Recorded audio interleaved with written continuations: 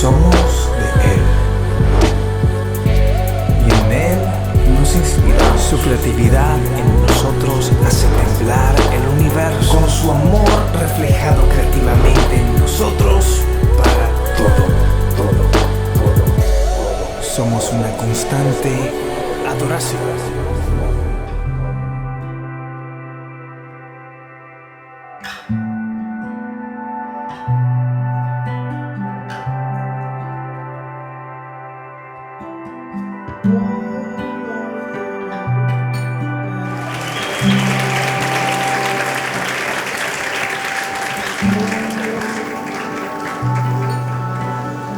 Toma la autoridad, papá.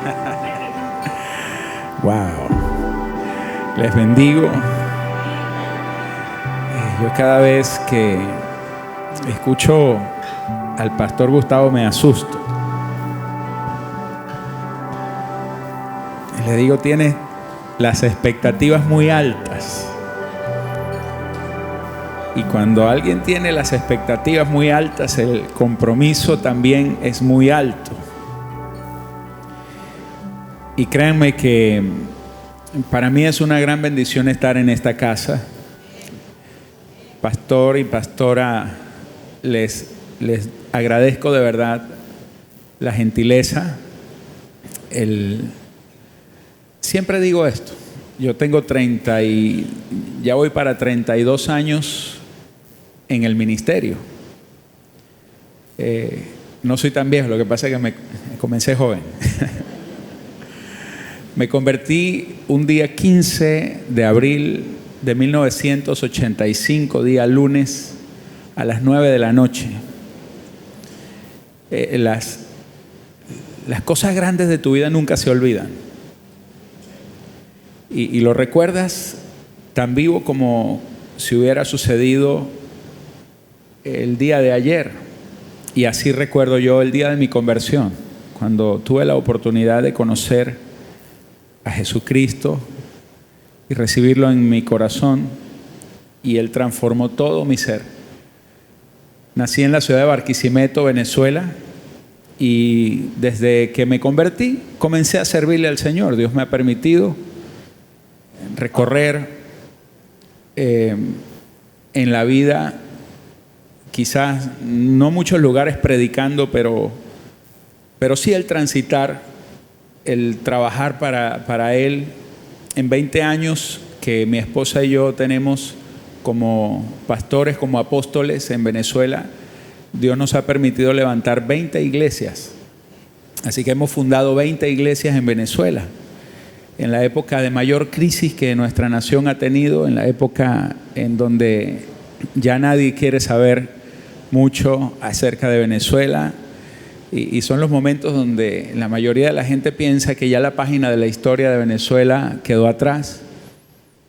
Pero Dios siempre es un Dios de oportunidades, y Dios hará resplandecer su luz sobre nuestras naciones, sobre Venezuela, Colombia. Levantará hombres de Dios en autoridad y en poder para gobernar la tierra. Y bueno, en ese interín tuve la oportunidad de conocer al padre de esta casa, al pastor Gustavo Salcedo.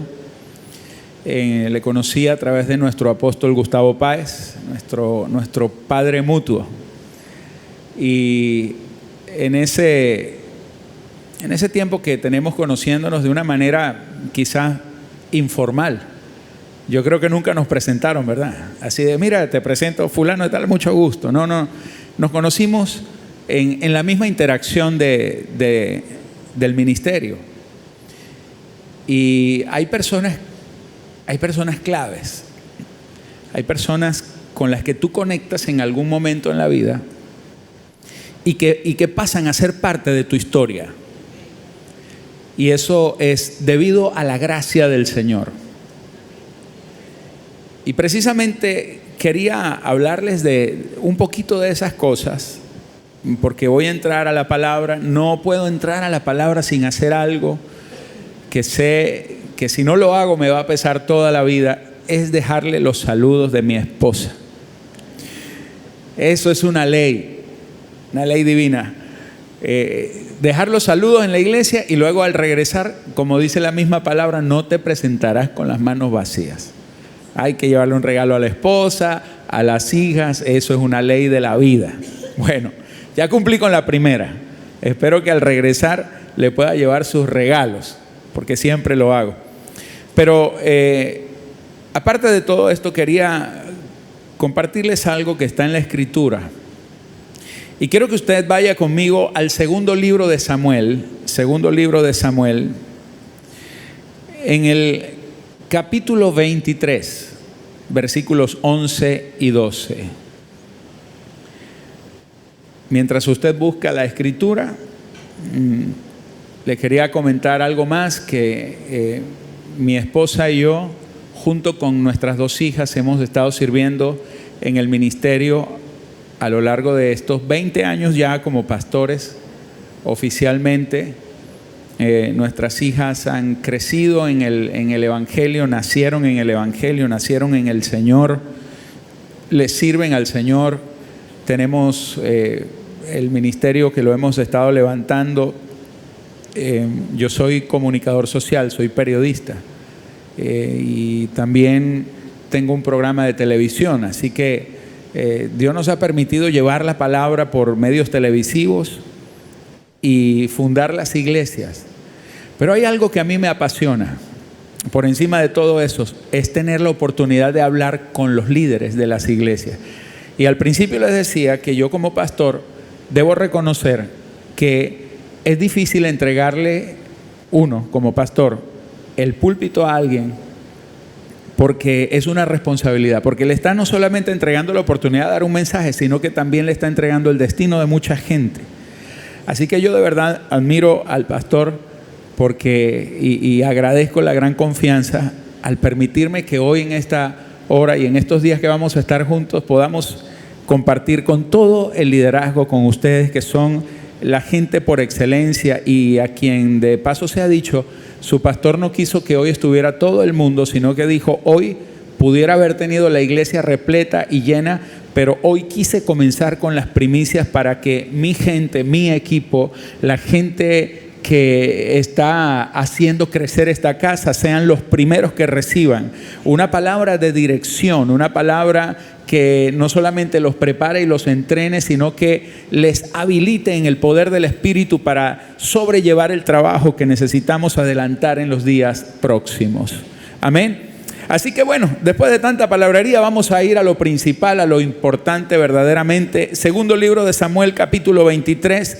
Y yo quiero compartirles en esta noche un tema para ustedes líderes que le he titulado Defiende tu pequeño campo de lentejas. Dile al que está a tu lado, defiende tu pequeño campo de lentejas. Dice así la Escritura: después de este fue Sama, hijo de Age, Ararita. Los filisteos se habían reunido en Lei, donde había un pequeño terreno lleno de lentejas, y el pueblo había huido delante de los filisteos. Él entonces se paró en medio de aquel terreno y lo defendió, y mató a los filisteos, y Jehová dio una gran victoria. ¿Cuántos dicen amén a esta palabra? Quiero que le des tu mejor aplauso al Señor en esta noche. Así que aplaudiendo por encima de tu cabeza, te voy a pedir que en esta noche celebres con el poder del Espíritu Santo la presencia del Señor, del gran Rey. Aquí estamos delante del Señor. Padre, en esta noche queremos rendirte a ti todo el honor, todo el tributo, todo el poder, toda la alabanza, toda la gloria, Señor. Y pedir en esta noche, Señor, que tú nos estés guiando en el poder de tu palabra, en el espíritu de revelación, Señor. Que en esta noche pueda haber una palabra de dirección para este pueblo, para estos líderes, Señor. Y que esta gente pueda hoy recibir la instrucción divina para que se conviertan, Señor, en gente confiable. Para que tú puedas delegarle lo mayor, Señor, en este tiempo, en esta ciudad. En el nombre de Jesús. Alguien que diga amén a esto. Aleluya. Quiero comenzar contándoles a qué se debe esta historia. La Biblia nos dice que David el rey David, antes de ser rey, había sido llamado por el Señor. Ya sabemos la historia. Él era el pastor de las ovejas de la casa de su padre, y un profeta un día aparece en el escenario del rey David. Y cuando el profeta aparece delante de él, lo unge. Algo inesperado para David, lo unge para que sea rey, el próximo rey de la nación. Ahora, hay momentos en los cuales Dios viene a confrontar nuestra vida y aparece en el escenario de nuestras vidas. Muchas veces nosotros no tenemos en nuestra agenda aquellas cosas como las que le sucedieron al rey David. Un chico campesino del pueblo más insignificante de la nación de Israel, un pueblito que prácticamente era desconocido por muchos, que estaba fuera de las murallas de Jerusalén a unos pocos kilómetros, un pueblo en donde no había relevancia, en donde no había gente muy importante, donde no había gente muy adinerada, pero que sin embargo allí nació este chico, y allí Dios colocó la mirada sobre él para levantar uno de los reyes más grandes que ha tenido la nación de Israel. Pero la Biblia nos dice que cuando aparece en el escenario el profeta, David no estaba ni siquiera preparado, ni siquiera había sido invitado a la fiesta. Yo nada más vengo a decirle que quizás usted no ha sido invitado a muchas fiestas de muchas personas, pero hay algo en la agenda divina, está tu nombre anotado. En la agenda divina el nombre suyo estaba anotado desde la eternidad para que usted provoque en este tiempo algo extraordinario. Quizás a los ojos de mucha gente usted parece una persona común y normal, pero delante de Dios usted ha sido llamado a ser extraordinario y provocar cosas muy poderosas y grandes en esta tierra. Amén. La Biblia dice que David, con el tiempo, él tuvo que llegar hasta el palacio. Y ya sabemos la historia, que Dios utiliza a aquel gigante llamado Goliat para que a través de este gigante, esa era la catapulta que lo iba a lanzar y sacar del anonimato para convertirlo en alguien conocido y reconocido en la nación. David vence al gigante, pero esto hace que los celos del rey le inspiren el deseo de quitarle la vida, y el rey comienza a perseguirlo. El rey comienza a pretender querer su vida, y entonces David tiene que huir.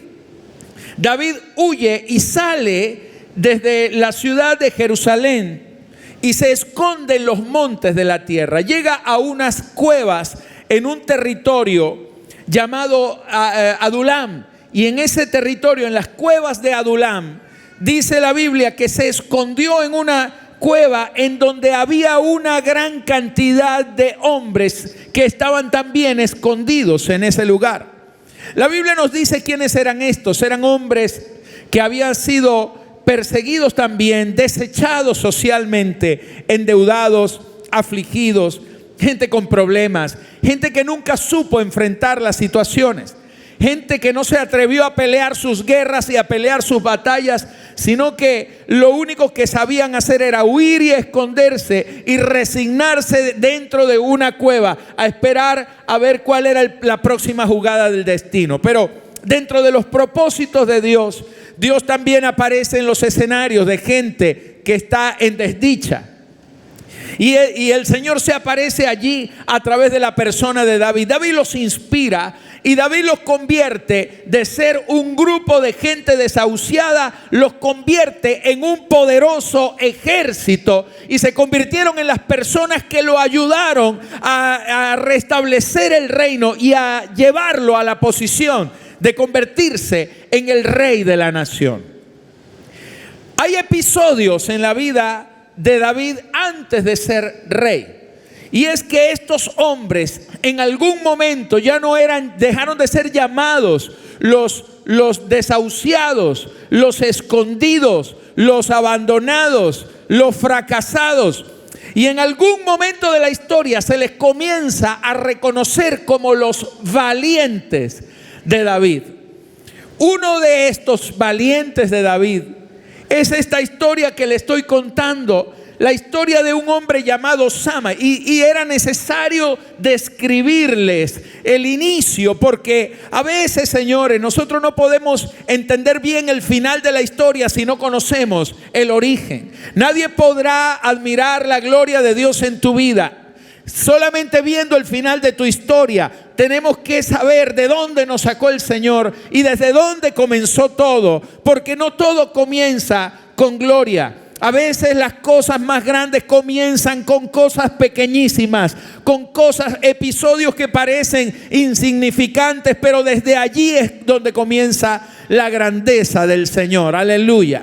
La Biblia dice que este hombre llamado Sama, hijo de un hombre llamado Age, dice que era ararita, y dice que la escritura que los filisteos, el pueblo enemigo, se había reunido para pelear contra David. Yo quiero que usted piense por un momento en el episodio que esto representaba, porque el rey David tenía que pelear con varios enemigos a la misma vez. Él tenía que estar peleando contra los ejércitos del rey Saúl, contra los propios israelitas que lo odiaban porque Saúl los había contaminado de odio y querían su cabeza. Pero aparte de esto, los filisteos también peleaban contra David porque les había matado su guerrero. Pero aparte de la guerra contra los filisteos estaban los moabitas, que eran enemigos naturales de Israel y que, muy ajenos al problema, también tenían una guerra contra Israel y peleaban de la misma manera contra David, porque David también era israelita. De modo que David tenía que pelear 3 frentes de batallas distintos, y en esos días David sale a enfrentar a uno de estos enemigos, y ellos estaban refugiados en algún lugar. Pero dice la escritura que allí dejaron a un grupo de hombres encargados del lugar en donde habían levantado su humilde campamento. Y en esa oportunidad los filisteos vienen a atacarlo por la retaguardia. Mientras David estaba peleando la guerra en un lugar, por otra parte vino otro de los ejércitos enemigos a pelear, aprovechándose de que David no estaba, aprovechándose de que sabían que estaban en la guerra y que en el campamento habían dejado un campo de lentejas, un pequeño campo de lentejas, y estaba un pequeño grupo de hombres, quizás los menos fuertes, quizás los más débiles de todos, porque David había escogido a los mejores guerreros para ir a la batalla. Fueron a pelear con el rey y dejaron allí a las mujeres, dejaron a los niños y dejaron un pequeño grupo de personas que quizás eran los que trabajaban en las labores diarias, los que estaban enfermos, quizás, no sé, pero los habían dejado en el campamento. Estos fueron los que no iban a la guerra, los que no podían pelear, los que tenían que encargarse de las cosas rutinarias. Y en ese momento es cuando llegan los filisteos y los sorprenden, y comienza una tremenda lucha allí en ese pequeño campo de lentejas. Ahora, antes de describirle algunas cosas, yo quiero compartirle a usted algunos principios que se me desprenden cuando estoy viendo esta palabra. Hay peleas, señores, en la vida que no vale la pena pelear. Mis líderes, hay peleas en el caminar del Señor que no tenemos que meternos en esas peleas. Hay peleas que no son importantes y que nos distraen. Hay peleas que cuando usted comienza a pelearlas, hay varias razones por las cuales usted no debe enfrentarlas. Y muchas de esas razones, la primera, por ejemplo, es peleas que no son suyas. Peleas que usted no tiene por qué inmiscuirse o meterse a pelear, pero a veces tomamos cargas que no nos pertenecen. Hay combates por los cuales no vale la pena luchar. Pero sin embargo hay otras batallas que parecen tontas, que parecen pequeñas, pero están llenas de significado espiritual, porque son las batallas que definen la frontera entre los legados de derrotas que hemos adquirido de nuestro pasado, o el destino de gloria que tenemos delante por causa del propósito eterno de Dios con nuestras vidas. Es decir, hay batallas que van a definir, hay batallas que van a decidir si usted sigue siendo un perdedor o usted se convierte en alguien de trascendencia en el reino y en el propósito de Dios. Hay gente que desgasta su vida peleando guerras y peleando batallas que jamás debería haberse metido en ellas. En 1 de Timoteo 6:12, el apóstol Pablo dice: pelea la buena batalla de la fe. Escuche, pelea la buena batalla de la fe, echa mano de la vida eterna, a la cual asimismo fuiste llamado, habiendo hecho la buena profesión delante de muchos testigos. Pablo le decía a Timoteo: hijo mío, pelea la buena batalla de la fe, porque escúcheme, hay buenas batallas y hay malas batallas. Las batallas buenas, el apóstol dice que tiene un nombre: la buena batalla de la fe. Es decir, cualquier otra batalla en esta vida que no necesite fe es una batalla terrenal y no vale la pena pelearla. Si no hay fe de por medio, si en esa batalla tú no estás disputando algo de fe, algo de trascendencia para Dios, algo de trascendencia para el propósito, algo de trascendencia para el reino, deja esa batalla que no te sirve, no es parte de tu destino, no es parte de tu vida. No te desgastes peleando esas tonterías. Deja que otros peleen esas batallas. Pero la buena batalla de la fe es que lo que usted necesita para ganar toda guerra es eso, fe. Es la semilla de la fe, lo que usted va a necesitar para llegar, para vencer, para poder trascender entre el límite de lo humano y de lo divino. Aleluya. Alguien que diga amén. Ahora, yo le vengo a decir que en los próximos días se van a definir cosas importantes y trascendentes para su vida. Eso yo no sé si sea una buena o una mala noticia, porque Dios, para hacernos trascender, mis amados, nos va a introducir en escenarios de guerra, en escenarios de conflicto, en donde usted va a tener que echar mano de la fe para ganar la batalla. Usted va a tener que pelear para ganarse esa batalla. Pero lo bueno es que la victoria ya está garantizada. Vengo a decirle a alguien en esa noche que tu pelea vale la pena, porque la victoria ya está garantizada. Que aunque tengas que enfrentar un gigante muy grande, más grande será tu victoria y más grande será tu resultado de bendición. Alguien que diga amén. Sacuda al que tiene al lado y dígale: ¿estás preparado? Vas a pelear, vas a tener conflictos, pero vienen victorias poderosas. Aleluya. Alguien que diga amén, por favor. Alguien que aplauda con fuerza. Sacuda al que tiene a su lado y dígale: despierta al gigante guerrero que está dentro de ti, porque estás habilitado sobrenaturalmente por Dios para vencer las batallas que vienen adelante. Aleluya. Escuche, cada batalla es un escenario de procesos divinos.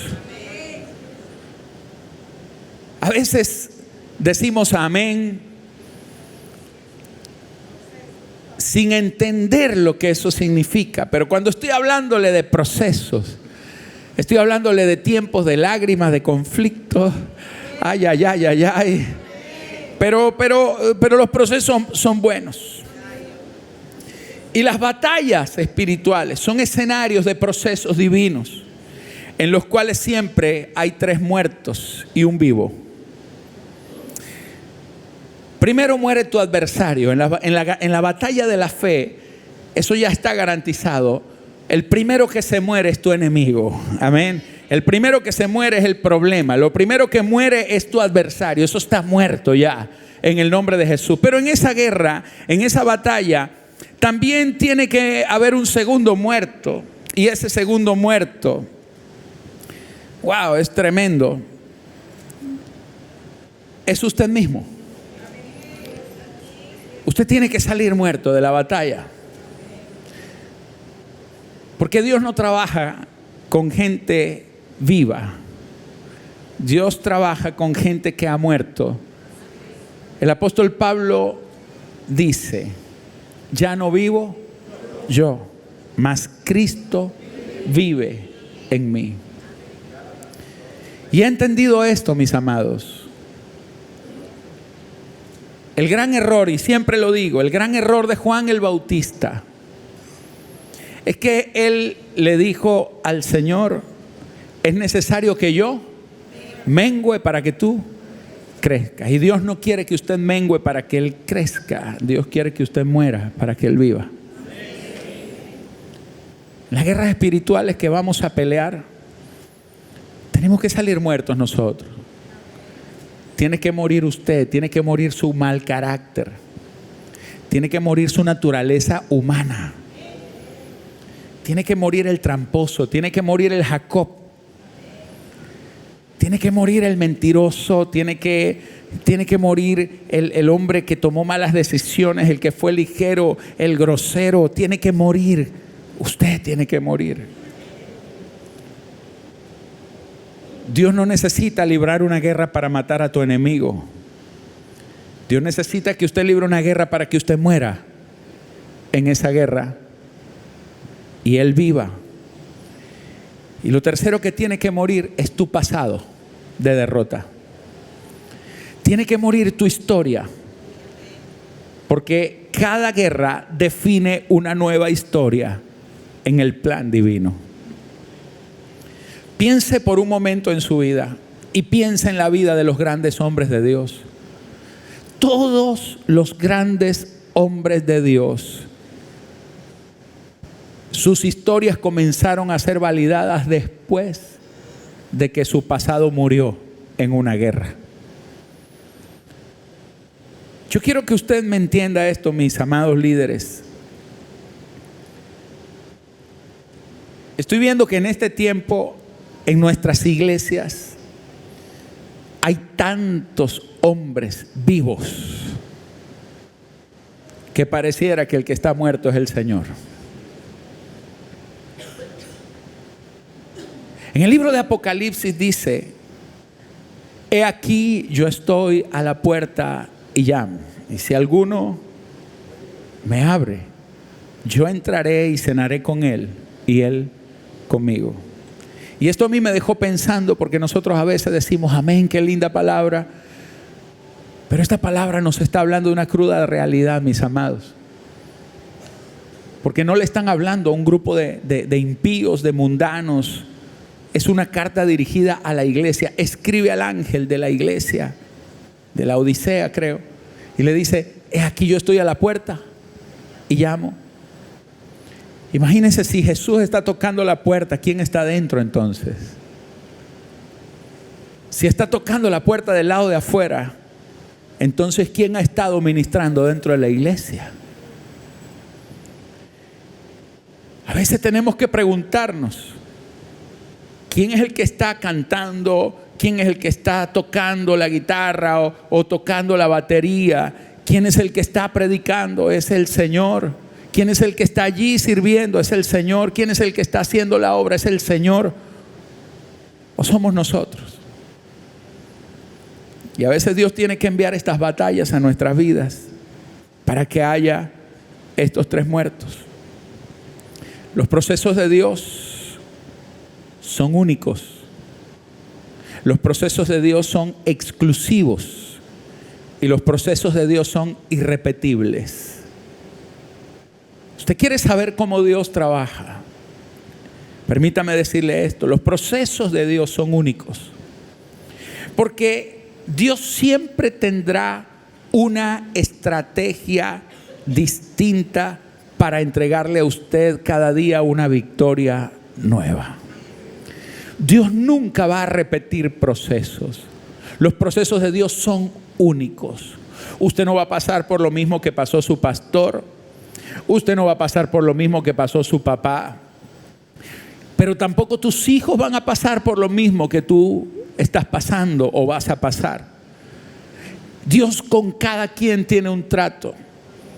El éxito en las guerras, el éxito en las batallas espirituales es saber identificar que lo que usted está viviendo es una oportunidad única en la vida. Usted solamente tiene una oportunidad en esta vida para conectar con el plan, con el propósito de Dios. Usted nunca tendrá una segunda oportunidad para lograr hacer el único propósito que Dios tiene con usted. Si usted en esta vida no le atina, si usted en esta vida no conecta con ese propósito, usted perdió esta vida. Por eso me entristece mucho ver Como hay muchos ministerios que se han levantado sobre estructuras humanas, gente que no ha vivido procesos, gente que nos interesa tenerlos allí porque hemos comercializado tanto el evangelio y la iglesia. Eso lo hablamos ayer con el pastor. La tristeza que da de ver que el mercantilismo en el que se ha convertido quizás muchos ministerios o mal llamados ministerios, porque hay gente que están allí no porque hayan sido llamados, sino porque tienen talentos extraordinarios.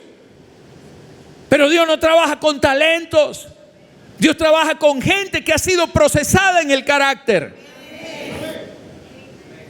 Mire, si quiere usted saber para qué le sirve su talento a Dios, se lo voy a decir en 4 letras. Nada.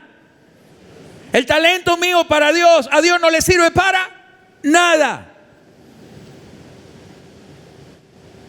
Dios llama a Moisés. Moisés le dijo: Señor, yo no sé hablar. ¿Y a mí qué me importa que no sepas hablar? No, pero es que voy ante el faraón. Yo no sé hablar. No me importa que no sepas hablar. Pero como si no sé hablar, ¿cómo le digo al faraón? ¿Y qué me importa? Muéstrame lo que tienes en tu mano. Porque yo trabajo con gente que ha sido procesada. Muéstrame la autoridad mía que está dentro de ti. Dios no necesita nuestros talentos para hacernos ganar las batallas de la vida. En las batallas es transformado el carácter. Quiero avanzar. El enemigo siempre se va a presentar como un filisteo. Y quiero entrar en materia en esta noche, compartiéndole lo que el Espíritu Santo puso en mi corazón. Escúcheme esto. La palabra filisteo significa los que se lamentan, los que se revuelcan en el polvo. El diablo es un derrotado. Cada enemigo que usted enfrenta ya está vencido. Usted no está peleando contra un diablo al que usted tenga que vencer. Usted no está peleando contra un enemigo al que usted debe derrotar. Usted está peleando contra alguien que ya fue derrotado en la cruz del Calvario. Usted está peleando contra un perdedor. El tema es que hay que evidenciar la victoria que está en nosotros. Los gigantes, los filisteos, son enemigos que te muestran una fachada de terror, que vienen con su bocota grande como Goliat a decirte: tú no puedes, tú no sirves, te voy a vencer, te voy a derrotar. Y en cada proceso que usted vive en la vida, usted va a tener que enfrentar a sus gigantes. Hay gigantes contra los que usted va a tener que pelear. Mis líderes, si ustedes no pelean contra los gigantes, si ustedes no pelean contra las situaciones, si no son vencedores en sus situaciones personales, si ustedes no aprenden a vencer en la intimidad con Dios, en el camino del ministerio será muy difícil levantar la obra de Dios.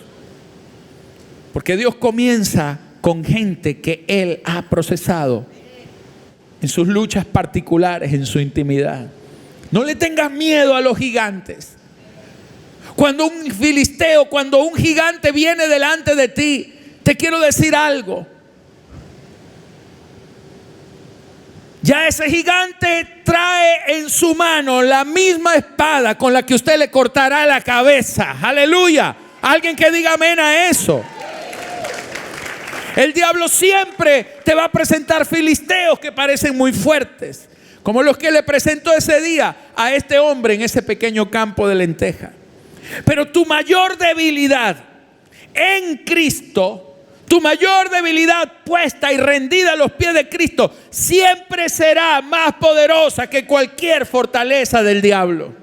Usted siempre será más grande que el enemigo. Usted siempre será más grande porque usted está en Cristo Jesús. En el Señor usted tiene la victoria garantizada. Mis amados líderes, los enemigos que usted va a enfrentar te van a sacar los dientes, te van a sacar las espadas, te van a mostrar las uñas, te van a decir que tú no sirves, que tú no puedes. pero ya tú estás habilitado en el poder del Señor. Tú tienes la autoridad para poder vencer cada situación que usted está viviendo. Y yo no sé por qué le estoy hablando de estas cosas, pero es que Dios siempre va a poner en cosas grandes a aquellos que supieron vencer las cosas más pequeñas de su vida. Los enemigos más grandes que usted va a vencer no son los grandes gigantes, los grandes filisteos, los grandes Goliat que van a venir. Todo comienza con cosas pequeñitas. Todo comienza con las batallas que usted día a día tiene que rendir delante del Señor. Venciendo las cosas más pequeñas, Dios comienza con gente que puede vencer en lo simple, en las cosas más sencillas. Déjeme ir más adentro. Había un campo de lentejas.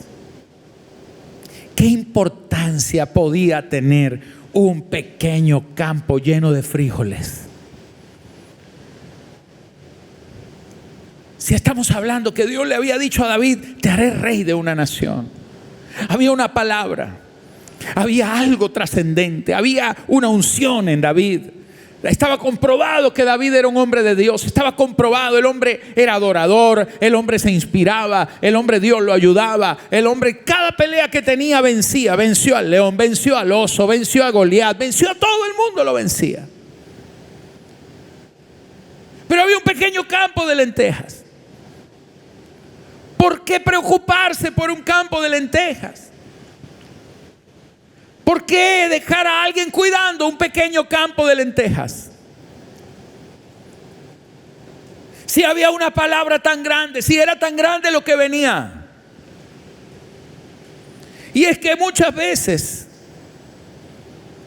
Dios prueba el corazón en las cosas más sencillas para saber si somos confiables para las cosas más grandes, mis amados. Ese pequeño campo de lentejas era la única provisión que todo el ejército de David tenía. Era el sustento que en ese momento les servía. Y es que yo a veces veo que nos malacostumbramos. Nos malacostumbramos a cosas grandes, poderosas, y olvidamos la sencillez. Nos gusta de pronto saludar al empresario, saludar al hombre, al político. Pero cuando llega la viejita, cuando llega el ancianito, cuando llega aquel que anda mal vestido y que allá no le decimos don fulano, sino el gamín.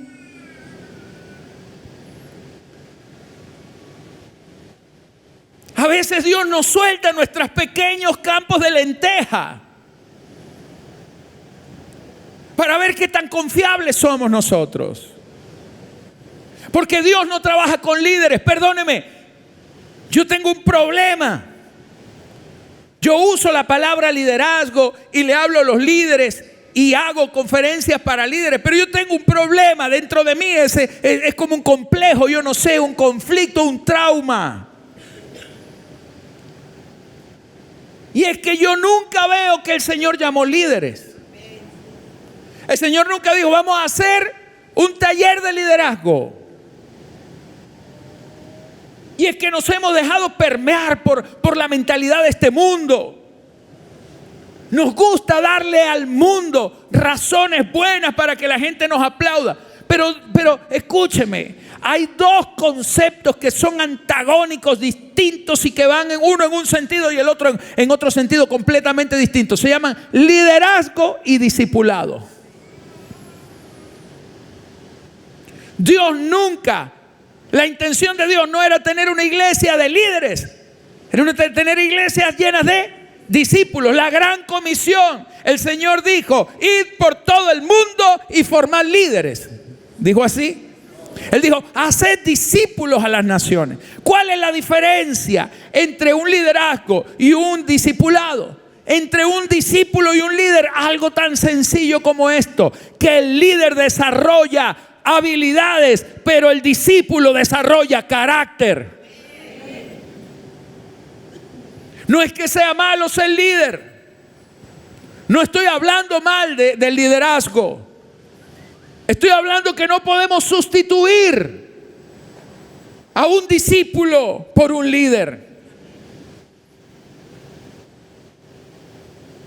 El líder es alguien que quiere que los demás lo sigan. El discípulo es alguien que quiere seguir a otro que es modelo para él.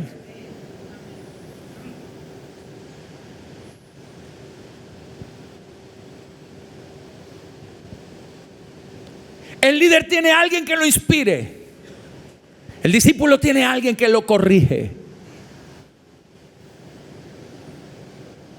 Un discípulo se va a ir un día, un líder se va a ir un día, un discípulo nunca se va a ir. Un líder llegará un día donde se cree que es más que el que lo enseñó. El discípulo, el Señor lo dijo tan claramente, nunca será más grande que su maestro. Porque como el liderazgo trabaja con talentos, habilidades, pero el discipulado trabaja con carácter, el maestro siempre enseñará carácter a su hijo, a su discípulo. Es tremendo esto. Este pequeño campo de lentejas, mis amados, se lo entregó a un hombre al que menos posibilidades tenía, a uno que no aparecía en la lista de los grandes guerreros. Se lo entregaron a uno sencillo, al más jovencito, quizás al más inexperto, aquel que dijeron, bueno, vamos a hacer la lista de los que vamos a ir a pelear contra los moabitas. En la primera fila fulano, fulano, fulano. En la segunda fila fulano, fulano. El capitán, el teniente, el coronel, el general y el rey David por allá. Y los que armaron. Y este muchacho llamado, ¿cómo se llamaba? Sama. Dice, y yo. Necesitamos a alguien que vaya al frente de batalla para la estrategia inicial. Perdón, quítate, hijo. El que está atrás, tú, ven, va. Y a ese nunca lo pusieron. Y cuando se acabaron los puestos de los grandes líderes, ¿sabe qué le dijeron a Sama? Mijo, usted le toca cuidar los frijoles. Vaya a su campo de lentejas. Ahora, a mí me llama esto la atención, porque a veces Dios no necesita multitudes de hombres para ganar las grandes guerras. A veces lo único que Dios necesita es uno que se deje moldear, uno que se deje enamorar por el Señor, uno que se deje transformar, uno que se deje quebrantar por el Espíritu Santo, uno que sea fiel, uno que sea determinado, uno que le crea, uno que le ame, uno que le sirva, uno que doble las rodillas, uno, aunque nadie te tome en cuenta, aunque no estés en la lista, aunque no tengas grandes talentos, aunque no tengas grandes habilidades, pero Dios no está mirando tus habilidades, Dios no mira si tú calificas, Dios lo que está mirando es tu corazón, y si tu corazón está abierto, tú calificas para Dios, porque Dios no califica talentos, Dios califica corazones que se dejen quebrantar por su presencia.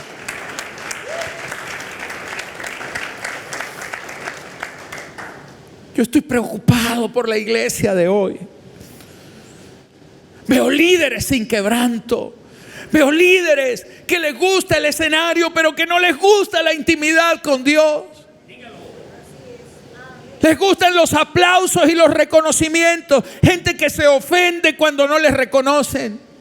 Gente que siempre que se baja está esperando que le diga, qué bien lo hiciste, te felicito.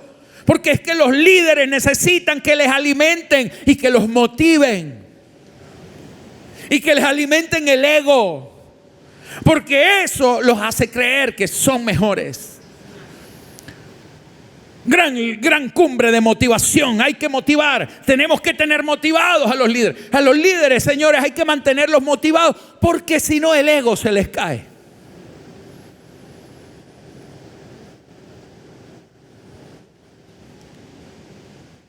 Pero qué motivación necesitaba Sama. No había nadie que lo aplaudiera. Él era el que cuidaba los frijoles del campamento. Ahí no hay reconocimiento, ahí no hay aplauso, ahí no hay nada. Ahí lo único que hace que alguien permanezca es que tiene corazón, que tiene disposición. Ni siquiera un resignado. Ya le voy a explicar por qué. Él tenía convicción, por eso se quedó. Porque los amas son la gente que no importa lo que los pongan a hacer, son la gente que entiende que para Dios no existe nada insignificante. El día que usted llegue a creer que para Dios existe algo insignificante, ese día usted me está hablando de un Dios que se le olvidó el propósito. Porque si para Dios existiera algo insignificante, sencillamente no lo hubiera creado. Porque para Dios todo tiene una razón de ser, todo tiene un sentido, todo existe por un propósito. Y si algo no tiene propósito, sencillamente no existe. Porque un Dios de propósitos no hace nada con despropósitos. Imagínese Dios diciendo, ¿y para qué creó usted a Pedro? Uy, no sé, se me escapó. Yo no sé qué hacer con ese man. Espíritu Santo, revélame qué hago con Pedro. No sé, cualquier cosa. A mí no me metan ese lío a mí. Y el pobre Pedro llevado por allá. No, eso no existe.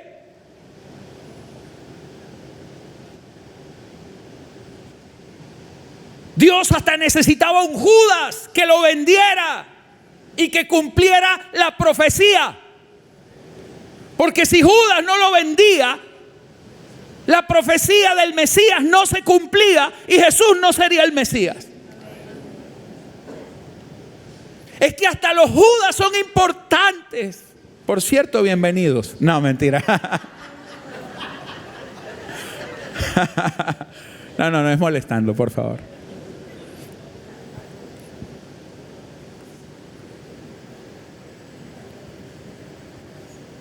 Hasta Judas era importante.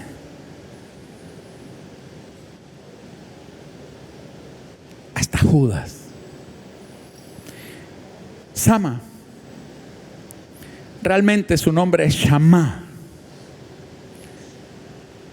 Me gusta el significado porque es un significado tan raro el nombre de Shammah. Significa en primer lugar asombro y admiración. ¿Sabe?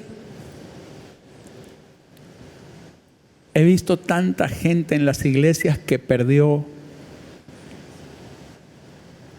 el poder del asombro, el poder de la admiración. Ya nada los asombra, ya nada los sorprende. Nos hemos vuelto insensibles. A veces el Espíritu Santo hace cosas sencillas y pequeñas y nadie las nota. A veces el Señor nos suelta una palabra, pero hay tanto ruido que no la escuchamos.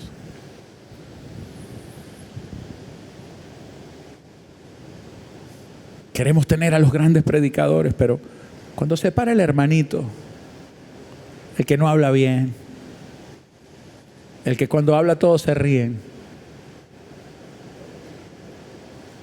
pero el Señor está allá arriba. Silencio, silencio, estoy hablando. Y a lo mejor el hermano habla feo y da risa, pero no entiendes que detrás de lo feo y de la risa hay un mensaje poderoso. Pero estamos tan insensibles. ¿Sabes qué era lo lindo de Shammah? Que cuando le dijeron, usted va a cuidar los frijoles, ¿sabe qué dijo? ¿Por qué? No dijo eso. Porque el nombre de él significa asombro. Yo.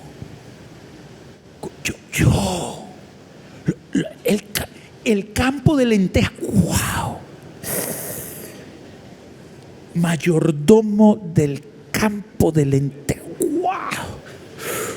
¡Wow! Señor.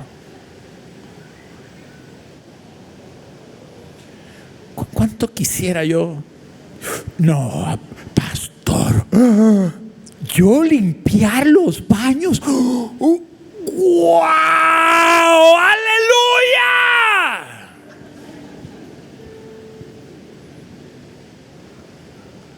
Se nos olvidó el asombro.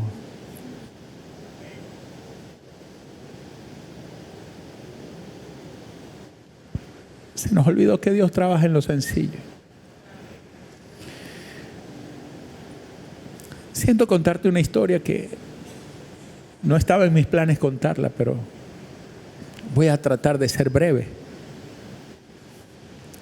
Año de 1991.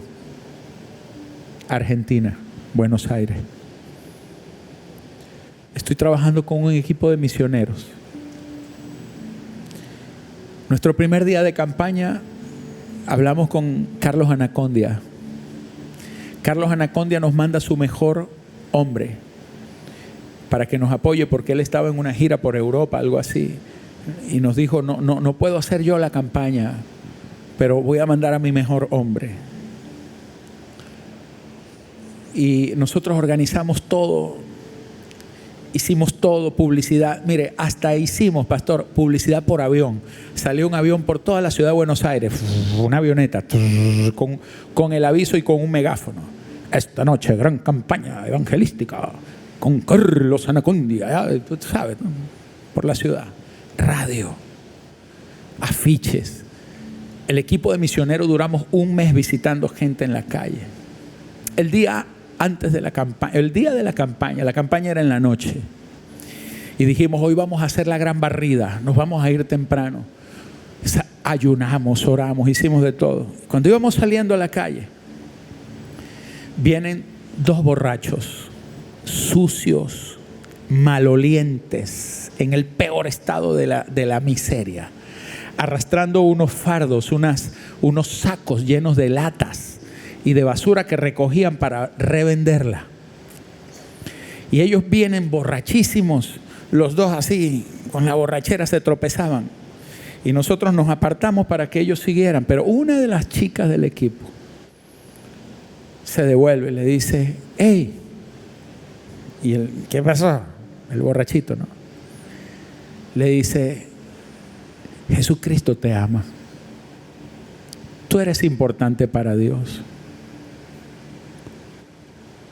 Y yo te quiero hacer una invitación. A mí, un indigente. A mí, sí, a ti. Quiero invitarte, te voy a apartar un puesto. A mí, sí, esta noche, aquí a la vuelta está la iglesia. A mí, sí, a ti. Y todos nosotros, apúrate. Vamos, que es tarde, tenemos que evangelizar a la gente.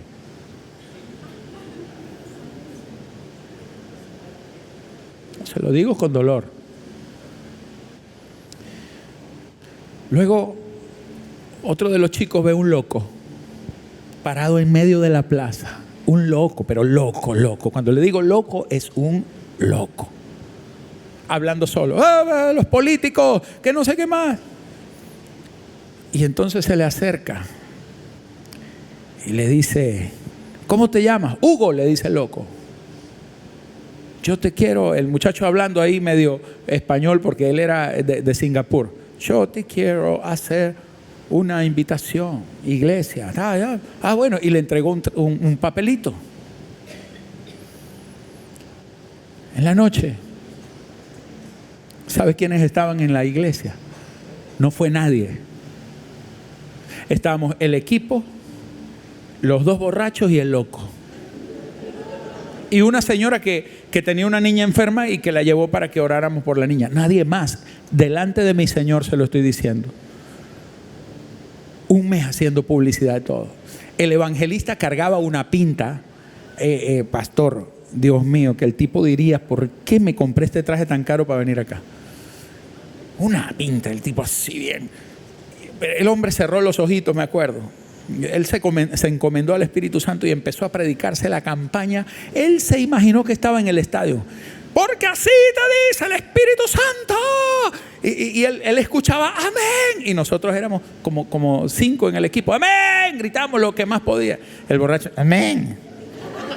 Y el loco, amén. El loco.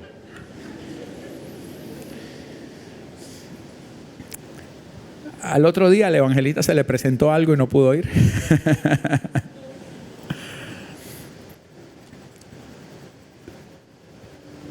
Y pasó el tiempo. Al borrachito le tuvimos que dar café. Bueno, pasó el tiempo. Un día, el borrachito no volvió más. Pero un día, 31 de diciembre, 7 de la mañana, vamos caminando. En diciembre en Buenos Aires es caluroso, es verano. Al contrario que en el norte, en el sur es verano. Entonces había mucho calor y el sol muy intenso temprano desde la mañana. Y nos encontramos en el medio de la plaza, tirado al borrachito, a uno de ellos, tirado. Él se llama Isabelino. Y le dice, Isabelino, ¿qué hace aquí? Le dice la líder del equipo, Isabelino. Y él se despierta todo borracho todavía. No. Y le dice, mire, ¿qué hace usted aquí? No, ¿usted dónde vive? No, yo duermo donde me agarre la noche. Le resumo la historia. Ella le dijo, a partir de hoy usted se va a vivir a la iglesia. En la iglesia vivíamos los varones. A mí me tocó darle mi cama. Me tocó dormir en el piso para darle la cama a Isabelino. Me tocó darle la ropa. Yo tenía solo 2 pares de zapatos. Me tocó darle uno a Isabelino porque él no tenía nada. Le di mi cama. Le rapamos, le sacamos todos los parásitos que tenía, piojos, garrapatas, de todo. Lo llevamos al médico. Cuando le cortamos el pelo, nos dimos cuenta que tenía una herida muy fea en la cabeza. Él, cuando masticaba y comía pan, la cabeza se le hundía así como un acordeón. Porque estando en la calle, se quedó dormido debajo de un puente y el dueño, otro loco de la calle, cuando lo vio dormido, dijo, este me va a robar mi puente. Y cogió un tubo y le partió la cabeza. Y en el hospital no le pusieron prótesis, sino que le reconstruyeron los huesitos así como pudieron y lo dejaron así, porque era un indigente. No valía la pena gastar tanta plata en un borracho de la calle, loco, sucio y hediondo. Y lo dejaron así. Y cuando él comía el pan, se le salía la cabeza así y le entraba. Nos tocó enseñarlo a leer y a escribir. Nos tocó hacer de niñeros con él. Nos contó la historia. Isabelino era del Paraguay. Cuando era un niño, su padre muere y nacieron en un campo. Y allí en el Paraguay, en una extrema pobreza, el tío le dice a la mamá, le dice, yo quiero ayudarte, pero yo me voy a trabajar a Argentina. Si quieres, dame al niño.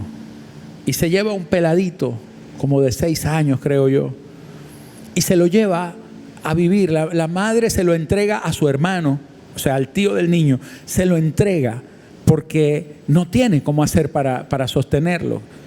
Y le dijo, cría tú a las mujeres y yo me llevo al varón. Él se lo lleva para Argentina. El niño no hablaba español, hablaba un idioma indígena que hablan en el Paraguay, guaraní. Y entonces el tío hablaba con él en guaraní, pero el tío sí hablaba español. Consigue trabajo como obrero en una construcción. Comienza a trabajar y le decía al niño, quédate acá. Bajaba a la hora del almuerzo, le daba comida al niño, seguía trabajando. El niño allí en la construcción, jugando. Para él era un juego, no hacía nada. Nadie le hablaba porque él hablaba guaraní, él no entendía el español. Y el niño solo, aislado, uno de esos días, el tío se cayó del piso 6 y se mató. El niño queda solo. Y nadie vio del niño. El niño tuvo que empezar desde ese día a vivir solito en la calle, a comer basura, a comer lo que encontraba. Aprendió a hablar en la calle. Y toda su vida, desde los 6 añitos, la primera vez que se acostó en una cama fue cuando me tocó darle la mía. Cuando nos contó eso nos quebrantó el corazón. Porque yo dije, ¿qué tal si no le hubiéramos dicho? ¿Qué tal si nadie le hubiera prestado atención a ese indigente? Entonces, lo enseñamos a trabajar. Y todo el dinero que le pagaban por hacer los arreglos, pintar una cerca, arreglar un jardín o lo que sea, todo lo que le pagaban se lo quitábamos y se lo guardábamos. Un día se enojó porque pensó que lo estábamos explotando. A mí me dan mi plata. Y se fue y se emborrachó otra vez. Nos tocó recogerlo. A los 3 días, vuelto nada. Llegó llorando y dijo, yo no me quiero volver a ir. No me quiero volver a ir. Por favor, perdónenme. Yo no quiero volver a esa vida. Y nosotros le dijimos, Isabelino, aquí está tu dinero. Y le dijimos, si quieres, tómalo. Si quieres, tú te lo llevas. Nosotros no te hemos robado, pero déjanos ayudarte. Y entonces dijo, no, guárdenlo, ayúdenme. Pasaron los meses, aprendió a leer, aprendió a escribir. Y cuando vimos que ya estaba listo, fuimos a la embajada del Paraguay, en Argentina. Unos extranjeros, venezolanos, singapureanos, y hablamos con la cónsul, la embajadora.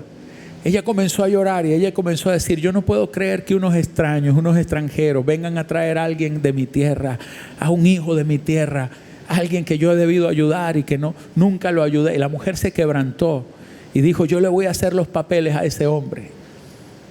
Le hizo identidad, le dieron cédula, pasaporte, todo. Y entonces, con el dinero que él trabajó, le pusimos una ofrenda y le compramos un pasaje por tren y le dijimos, Isabelino, vas a volver a tu tierra. ¿Dónde vives? Y él dijo el nombre del pueblito donde vivía. Pero él, desde los 6 años no sabía nada. Se fueron uno de los líderes de la iglesia en el tren, vía tren, atravesaron toda la Argentina, atravesaron hasta el Paraguay, llegaron a la Asunción en tren. Cuando llegan a la Asunción, preguntan, ¿dónde queda un pueblo llamado tal? Eso queda como, no sé, como a 20 horas por autobús. Tienen que tomar un bus acá, y entonces tomaron el bus y se fueron. Otro día de camino por autobús. Cuando llegan al pueblo, él no reconoce nada. Habían pasado como más de 30 años. Él no reconoce nada, él no sabe dónde está parado. ¿Dónde es Isabelino? No sé. Yo no conozco nada. Y empiezan a caminar por una calle, la calle se convierte en una calle de tierra, siguen caminando. Está una mujer lavando la ropa en un campo, en una casa de campo, lavando la ropa. La mujer se detiene y se queda mirando. Escuche esto.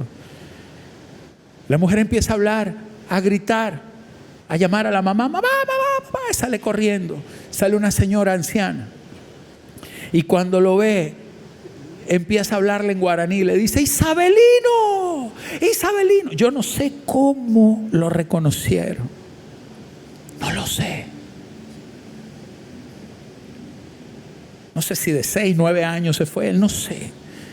Era muy niño, pero no sé cómo lo reconocieron.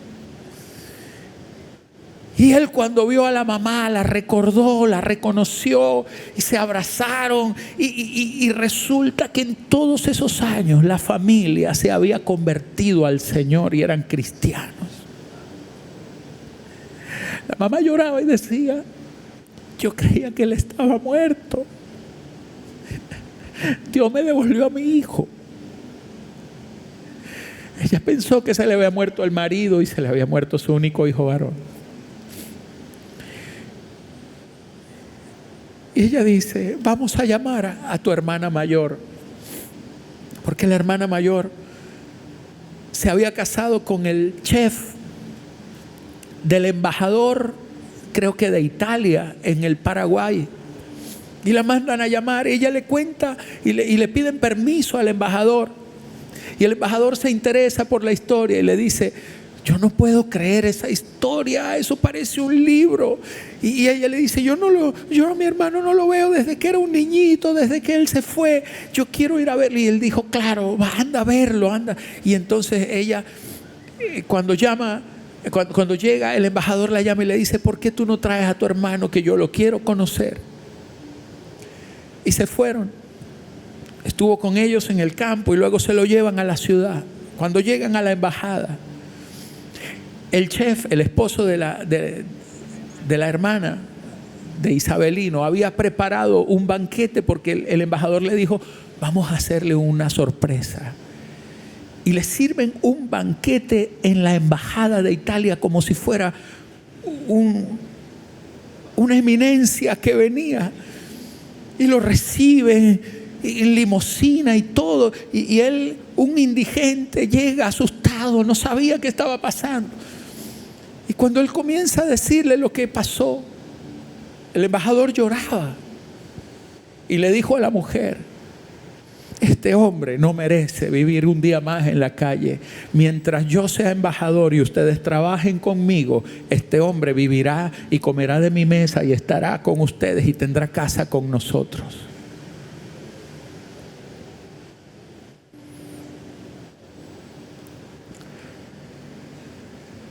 Esto parece una historia de hadas. A mí me pasó. Y yo no he dejado de llorar por eso. No he dejado de llorar y de agradecerle a Dios que un día uno de nuestro equipo agarró a un indigente que ahora come en la mesa de un embajador. Yo no he vuelto a saber de él, pero me conformo con esa historia. Shama significa asombro, admiración.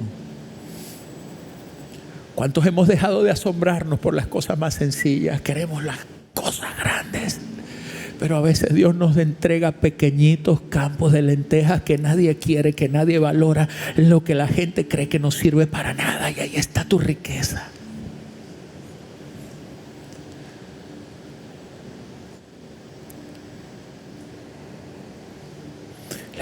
La Biblia dice que ellos llegaron, los filisteos llegaron a ese lugar. Pero dice que se reunieron, mira cómo dice la escritura algo tan interesante. Dice: los filisteos se habían reunido en Lehi, donde había un pequeño terreno de lentejas. Estaban reunidos en Lehi. ¿Dónde estaba ese lugar? Donde estaba ese pequeño campo de lentejas, estaba en un lugar llamado Lehi. Y Lehi significa, escuche, ser revivido de la debilidad, del desánimo y de la muerte. Significa lugar de vida, lugar de prosperidad, permanecer en la vida, ser revivido de la debilidad, del desánimo y de la muerte.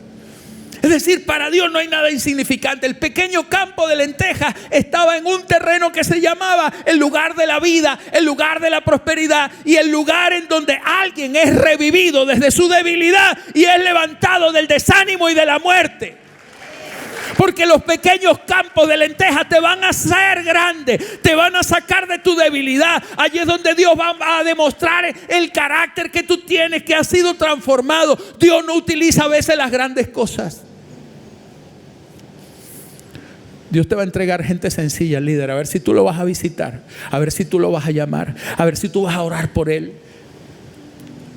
Estás diciéndole: tráeme empresario, tráeme gente grande, tráeme gente prominente. Y a veces la gente prominente que Dios te envía son los pequeños campos de lentejas.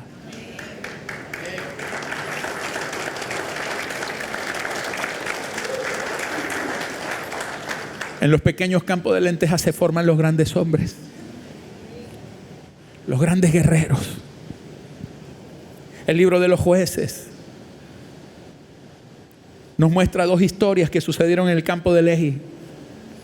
Porque Lehi, déjame decirte antes de contarte la historia, Lehi representa tu punto de inflexión. Es decir, es tu punto de quiebre. Son los momentos que definen tu vida. Es que si tú te vas de ahí, ya no vuelves a ser el mismo para siempre.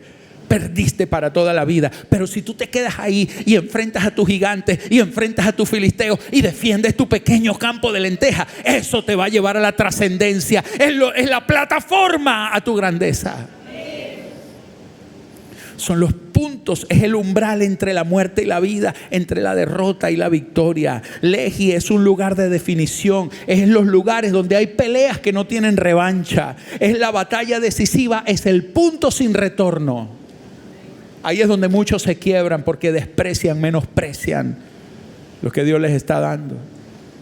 Libro de Jueces, capítulo 15, verso 14, nos habla de Sansón. Dice, él vino hasta Lehi. Sansón llegó hasta ese mismo lugar, porque ahí significa ser revivido de la debilidad, significa Lehi. Ser devuelto del desánimo y de la muerte, ser devuelto a la vida. Entonces allí dice la Biblia que los filisteos también salieron gritando al encuentro de Sansón. Dice, pero el Espíritu de Jehová vino sobre él y las cuerdas estaban en sus brazos y se volvieron como lino quemado con fuego y las ataduras se cayeron de sus manos, y hallando una quijada de asno fresca aún, extendió la mano y la tomó y mató con ella a 1000 hombres. Versículo 19, entonces abrió Dios la cuenca que hay en Lehi y salió de allí el agua y él bebió y recobró su espíritu y se reanimó. Por eso llamó el nombre de aquel lugar En Jacoré, el cual está en Lehi hasta el día de hoy. Lehi es un lugar de unción. Lehi es el lugar de las pequeñas lentejas donde te vas a enfrentar con un enemigo, pero allí es donde se va a probar tu corazón. Allí es donde tú en tu debilidad, cuando tú ves que tú no tienes el talento, cuando ves que tú no tienes el poder, cuando ves que tú no tienes la fuerza, pero Dios ve que te quedaste, Dios ve que te pusiste en el campo de batalla, que no saliste corriendo. Es allí donde viene el Espíritu Santo, donde te empodera, donde te da fortaleza, en donde las cuerdas que te habían estado amarrando las manos se te vuelven como lino quemado con fuego, en donde se te caen las ataduras de las manos, en donde tú comienzas a derrotar al enemigo y hasta una quijada de burro se convierte en un arma mortal en tus manos, porque Dios te va a dar el recurso de donde tú menos crees que está tu victoria.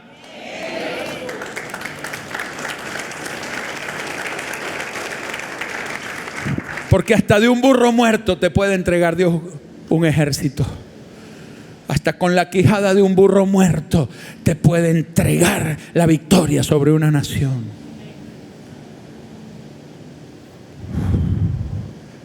Sansón llamó a aquel lugar, dice que llegó a Lehi y no había agua, pero se abrió una cuenca.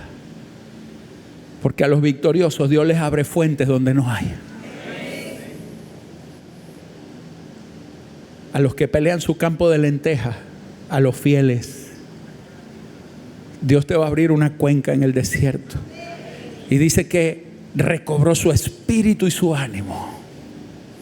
Y él le puso un nombre, le puso En Jacoré, que significa la fuente del que clama.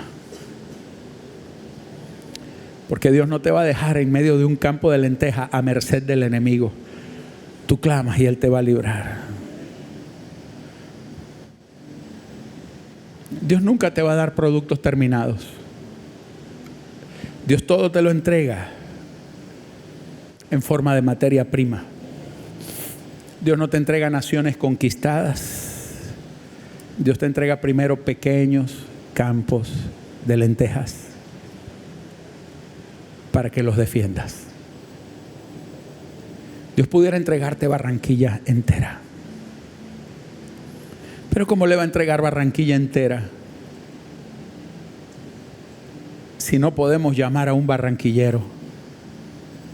Si no nos importa si volvió o no volvió a la iglesia, con tal de que yo siga. Si solo puedes ver lo pequeño y lo insignificante de unas lentejas, jamás verás la grandeza de tu herencia. Pero si eres fiel en lo poco, calificas para lo que es más.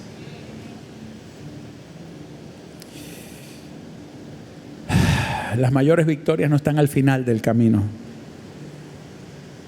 están al principio. Están en los pequeños campos de lentejas. David aprendió a matar filisteos al principio de su camino, no al final. Es en tu campo de lentejas donde tú haces nombre. Es allí. Las pequeñas lentejas son las semillas que germinarán en grandes cosechas. Termino con esto. La palabra lenteja es la palabra hebrea adashum y significa algo que está en crecimiento. Lenteja no es el resultado, es el proceso. Lenteja no es el final, es el principio de algo que viene, de algo muy grande que va a reproducirse. Es materia prima, no es cosecha, es semilla, es siembra. Esaú vendió su primogenitura por unas lentejas. Cambió la primogenitura por unas lentejas.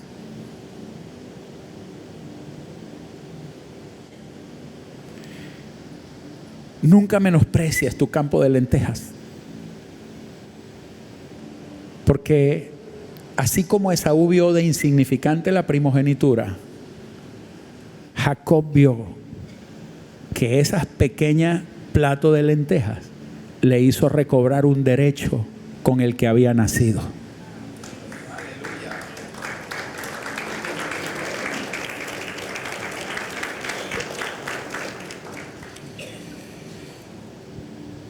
Quiero que te pongas sobre tus pies un momento. Quiero que levantes tus manos a los cielos.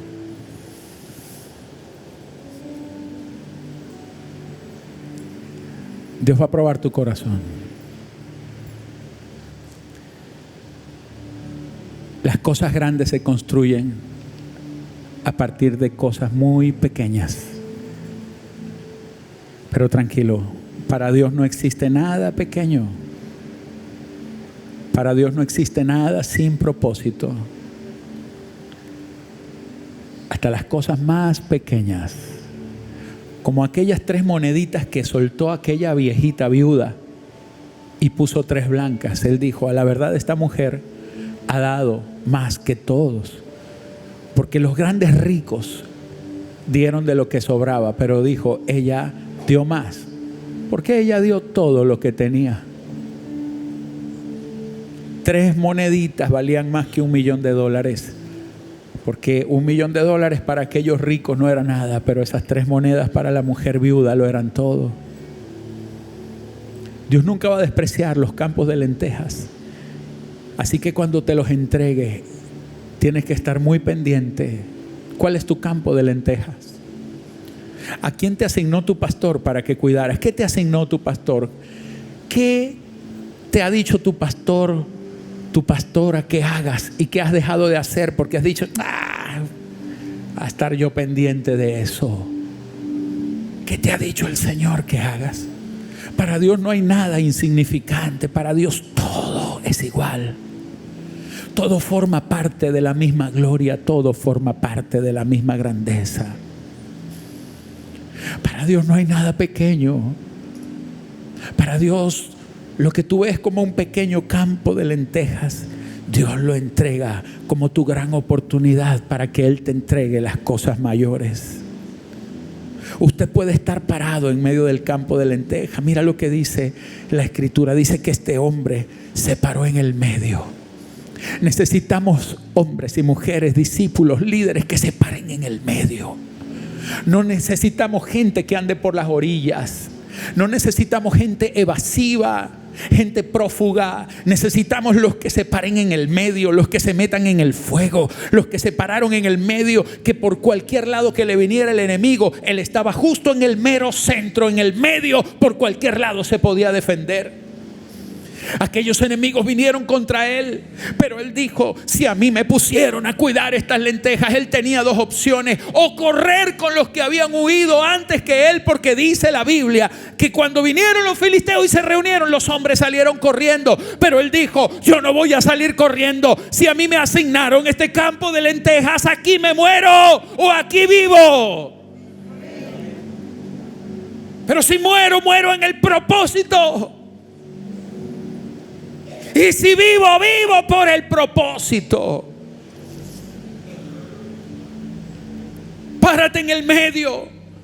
Ponte firme en el medio. Toma tu arma, toma tu espada, así sea un palo, porque con un palo Dios te entregará la victoria. Tú no necesitas grandes armamentos de guerra. Tú lo único que necesitas es creerle al Señor y pararte en el medio. Y aunque estés rodeado de enemigos, Dios te va a dar la estrategia. Dios te va a dar la unción. Tú vas a ser como un samurái con una espada. Vas a hacer cosas que nunca antes habías hecho. Pero este hombre se paró en el medio. Él no se fue a huir por las orillas. Necesitamos gente comprometida, gente que esté y que no se escape a las primeras vueltas de cambio. Necesitamos gente que defienda. Dice que defendió el campo de lentejas. Tú vas a tener que defender esta casa. Defiende a tu pastor, defiende a tu pastora. No dejes que nadie hable mal del hombre de Dios. Que yo lo vi haciendo esto, cállele la boca. Porque es que los hombres de Dios tenemos defectos. Pero con defecto y todo, Dios nos puso a cargo de una casa. Ama a tu hombre de Dios. Ama a tu mujer de Dios.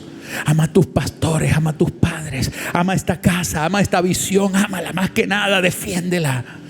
Defiende tus grupos celulares, tus equipos de crecimiento. Defiende, si te entregaron a uno, defiéndelo, cuídalo, ámalo. No sea que resulte un isabelino con el que Dios después te vaya a recompensar. Necesitamos gente que defienda lo que Dios le ha dado. No gente que le entregue al enemigo aquello que Dios le entregó a él. Si tú le dejas tu campo de lentejas a los filisteos, vas a matar a David de hambre. Va a morir el rey con su ejército, porque esa era la única provisión. ¿Sabe qué son multitudes? Son cantidades de lentejitas que alguien cuidó. Gánate a uno, ama a uno, pelea por uno. No pelees por multitudes. Uno que tú te ganes y que te lo ganes bien, que lo hagas un discípulo, que nunca se aparte. Ese es tu campo de lentejas. Porque de a uno hacemos multitudes de gente que nunca va a salir huyendo. Por último, este hombre mató a los filisteos. Levanta tus manos. ¿Qué tipo de unción quieres? Hay 3 clases de unción. Hay unción para correr rápido y escapar de los filisteos. Pero también hay unción para hacer que los filisteos huyan. Pero hay unción para enfrentar a los filisteos y matarlos y cortarles la cabeza hasta que nunca jamás se vuelvan a levantar. ¿Qué clase de unción quieres? Hay gente que está escapando de problemas. Quítame este problema, Señor, quítamelo. Nunca van a crecer. Nunca serán trascendentes en la vida. No le digas a Dios que te quite los problemas. No le digas a Dios que te quite un problema, porque tú le dices a Dios que te quite un problema y le estás diciendo: no necesito fe, no te necesito a ti, no necesito victoria, no necesito propósito, no necesito ser más grande. No le digas a Dios que te quite un problema. No le digas a Dios que haga que el problema huya de ti. No le digas a Dios que te solucione un problema. No le digas a Dios, bueno, déjame el problema, pero Señor, que el problema se vaya, que desaparezca, que yo salga de esta. Pídele a Dios la cabeza de tu Goliat. Por eso David tomó 5 piedras. ¿Cuántas oportunidades tenía David para matar a Goliat? ¿Usted cree que tenía 5 oportunidades? Tenía una sola. Si David perdía la primera pedrada, le venía el espadazo en la cabeza. ¿O usted cree que es algo fácil pelear contra un gigante de casi 4 metros? ¿Pero por qué tomó 5 piedras? Porque había 5 gigantes allá. Era Goliat con sus 4 hermanos. Esa es otra prédica de otro día. En otra oportunidad vuelvo. Pero escúcheme. ¿Por qué David no pensó en un Goliat? David dijo, cuando los vio, él miró a Goliat, pero detrás de Goliat no dejaba ver. Todos le tenían miedo a Goliat, pero él hizo así y dejó de mirar a Goliat y miró allá 4 gigantes más. Dijo, es que son 5. Míralos pues. Qué bárbaro. Y yo que estaba pensando que iba a matar nada más a este. Y fue al río, porque el rey Saúl le dijo, ponte mis vestidos. Y eran muy pesados, porque Saúl lo único que quería era llevarse la gloria. Saúl tenía un plan satánico. Saúl le dijo, ponte mis vestidos, porque si David ganaba, Saúl mataba a David para que la gente creyera que era el rey, porque era un traje que no dejaba ver ni siquiera quién iba dentro del traje, acorazado por todos lados, pero era el único traje. El único que podía vestir ese traje era el rey. Así que cuando saliera a pelear, todo el mundo dijo, el rey salió a pelear, qué valiente rey que tenemos.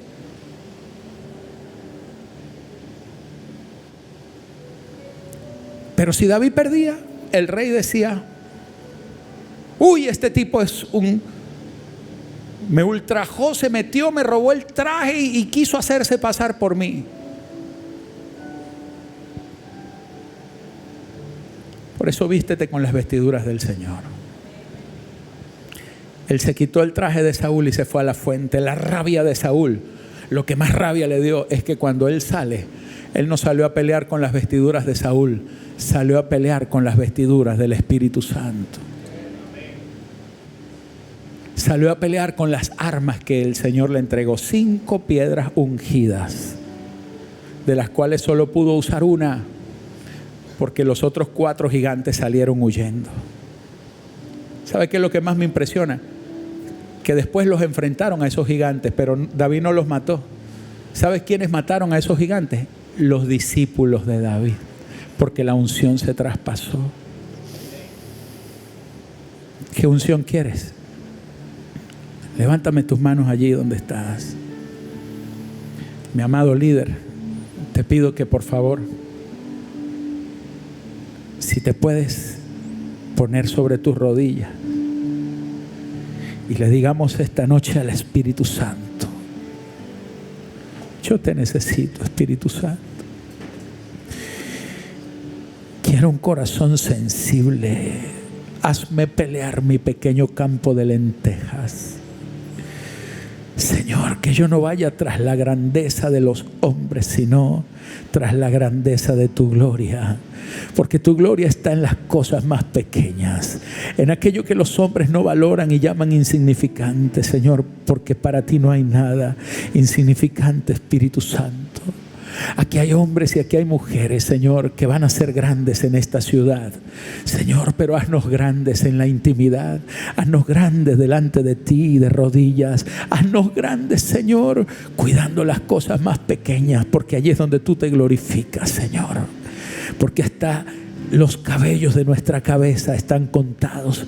Tú te tomas la molestia hasta de contar los cabellos de mi cabeza, cosa que ni siquiera a mí me importa cuántos tengo, Señor, pero para ti es tan importante eso. porque para ti todo es importante, porque hasta los cabellos de la cabeza tienen un propósito para ti, Señor, que yo ni siquiera lo conozco, pero hasta eso, Señor, para ti es importante. Y si para ti es importante hasta la pequeña ave que tú no la dejas sin comer, Señor, cuánto más somos nosotros, tus hijos. Yo te doy gracias por este ministerio, te doy gracias por esta iglesia, te doy gracias por esta gente que hoy están acá. Señor, forma estos hijos, forma estos líderes, trae una unción de reino, trae una unción de gloria sobre ellos, trae una unción, Señor, no para que huyan delante del problema, no para que los problemas huyan de delante de ellos, sino para que ellos maten a sus gigantes, para que ellos aprendan a vencer en toda circunstancia a los poderosos en las cosas pequeñas, porque la gente poderosa en las cosas pequeñas tú las haces gloriosos en las cosas más grandes, porque vendrán los días, dice el Espíritu Santo, en donde yo les entregaré poder y les entregaré la ciudad y les entregaré la gente y les entregaré gente importante, influyente. Pero dice el Espíritu Santo, no olviden a mis pequeños, no olviden a mis pequeñitos, dice el Señor, porque de allí levantaré a los poderosos de esta tierra. Esta casa será grande, dice el Espíritu Santo, pero será grande no por causa de lo que tienen, sino por causa de la gente que yo traeré a este lugar, por causa de mis discípulos, de mis hijos, a quienes yo engrandeceré y formaré con el poder de mi Espíritu, dice el Espíritu Santo. Yo te amo, Espíritu de Dios, te amo, te amo. Vamos, dile allí al Espíritu Santo, te amo, mi Señor, te amo, mi Dios. Te amo, Espíritu de Dios, te amo, te amo, te amo, te amo, te amo, te amo, Señor, te amo. Vamos a adorar al Rey en esta hora. Vamos a adorar al Rey en esta noche. Aleluya, allí donde estás, dile gracias. Dile, Señor, pelearé la herencia, pelearé mi campo de lentejas. Yo no descuidaré nada de lo que tú me has entregado. Señor, te seré fiel en todo lo que me has pedido, en todo lo que me has dicho. Seré el hombre más fiel, seré la persona más fiel, Señor. Yo pelearé por cada una de las cosas que me has encomendado, porque entiendo que para ti todo cuenta, todo es importante, Señor. Padre, yo bendigo desde el más grande hasta el más pequeño, desde el más poderoso hasta el más sencillo, Señor, porque sobre todos tú te has derramado. Gracias, Espíritu Santo, gracias por tu amor, gracias por tu bondad, gracias por tu poder. Vamos, alguien que diga, te amo, mi Señor, te amo, Espíritu Santo, te amo, Espíritu de Dios. Vamos, líderes, levante sus manos delante del Altísimo. Dile al Señor, mi Señor, perdóname. Yo quiero serte fiel en las cosas más pequeñas. Quiero ser fiel. Yo quiero ser confiable para ti. Dios necesita gente confiable a quien Él le pueda encargar lo más grande. Si no somos fieles en lo poco, no nos podremos encargar de las cosas grandes que Dios quiere soltarnos. Pero viene algo grande para esta iglesia, viene algo muy poderoso en este ministerio. Yo veo una unción de renombre en esta iglesia, en esta ciudad, y déjeme decirle, van a ser difamados, van a ser atacados, pero dice el Señor, he puesto mi nombre en esta casa porque es una casa de exaltación de mi presencia, es una casa en donde se busca mi presencia. Me dice el Espíritu Santo que entre el liderazgo se va a desatar una unción de intimidad y de búsqueda, porque me dice el Señor que se restaura el altar privado, el altar en donde los hombres sacrifican, en donde nadie sabe sino solamente el Señor, en donde solamente Él y tú están, en donde solamente Él y tú cuentan, porque hay altares que los hombres no se enteran. Son los altares de lo secreto, son los altares que están allí entre tú y Él, en donde Él te habla, en donde Él te dice, en donde tú te derramas, en donde tú te quebrantas delante de su presencia. Los grandes hombres no se forman, señores,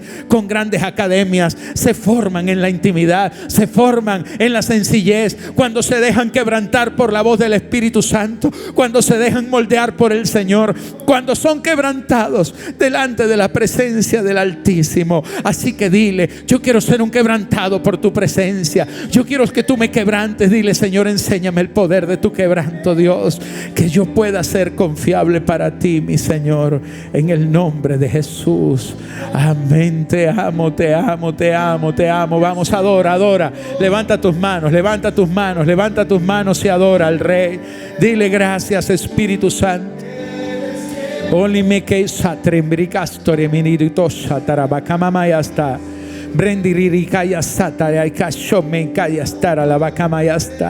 Me está diciendo el Señor que aquí hay hombres que han estado viviendo tiempos de conflicto, y estoy viendo a alguien que tiene un problema jurídico, y el Señor me está diciendo que se va a resolver, que ya la victoria es tuya.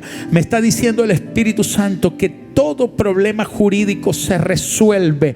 En esta semana vas a tener respuesta, me dice el Señor. Estoy viendo un problema jurídico que se resuelve en algunos de ustedes. Estoy viendo peleas en su favor, cosas que se veían perdidas, pero me dice el Señor que de una manera milagrosa Él ha peleado por ti la batalla. Y me está mostrando el Señor aún algunos de ustedes que han estado batallando con enfermedades. Me está mostrando el Señor gente. Hermana, usted que está allá, levante sus manos. La hermana que tiene ese saquito azul, que tiene un pañuelo en la cabeza, levante sus manos, hermana. Levante sus manos. Estoy viendo sanidad en tu vida. Estoy viendo sanidad en tu cuerpo. Estoy viendo, estoy viendo regeneración de células en tu cuerpo. Me dice el Espíritu Santo. Me dice el Espíritu Santo que no temas. Él está contigo. Él está contigo. Él está sanando tu cuerpo en este momento. Alguien que levante sus manos en esta noche. Alguien que levante sus manos y que le diga al Espíritu Santo: yo quiero, Señor, serte fiel. Quiero que tú en esta noche, Señor, puedas contar conmigo. Quiero serte fiel en todas las cosas, Espíritu Santo. Vamos, alguien que se ponga sobre sus pies y levante esas manos delante del Altísimo. Delante del Altísimo, delante del Señor.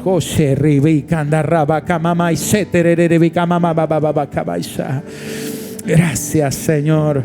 Alguien que le dé un aplauso poderoso al Rey de Gloria. Pastor.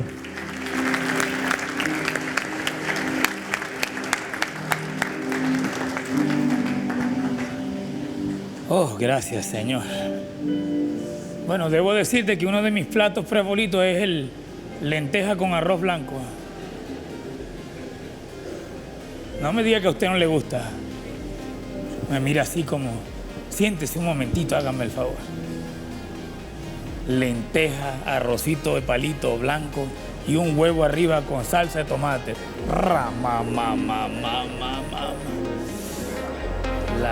La gloria del Señor.